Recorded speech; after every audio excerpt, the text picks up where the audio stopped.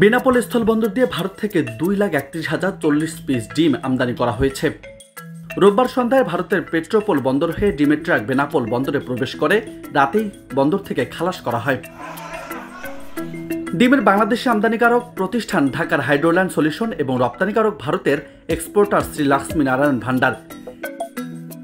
একটি ভারতীয় ট্রাকে 1104 কার্টুন ডিম আনা হয়। প্রতি কার্টুনে 210 পিস করে ডিম রয়েছে।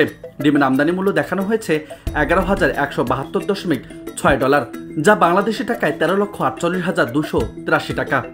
ডিমের সরবরাহ বৃদ্ধির লক্ষ্যে ভারত থেকে বাংলাদেশে 50 লক্ষ ডিমের আমদানি করার সিদ্ধান্ত গৃহীত হয়। ইতিমধ্যে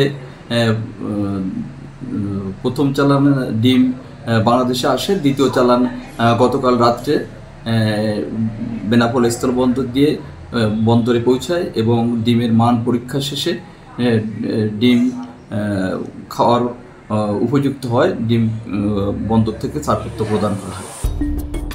দেশে ডিমের বাজার নিয়ন্ত্রণে সরকার ভারত থেকে 50 লাখ ডিম আমদানির অনুমতি দেয়। প্রথম চালানে 2013 সালে 5 নভেম্বর আমদানি হয়েছিল 61,850 পিস। এবার দ্বিতীয় চালানে ডিম আমদানি হয় 2,31,040 পিস।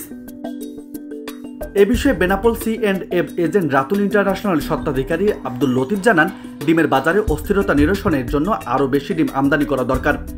মাঝে ডিম আমদানি বন্ধ ছিল, আবার শুরু হয়েছে। ডিম আমদানি হলে বাংলাদেশের মানুষ স্বল্প মূল্যে ডিম ক্রয় করতে পারবে বলে মন্তব্য করেন তিনি।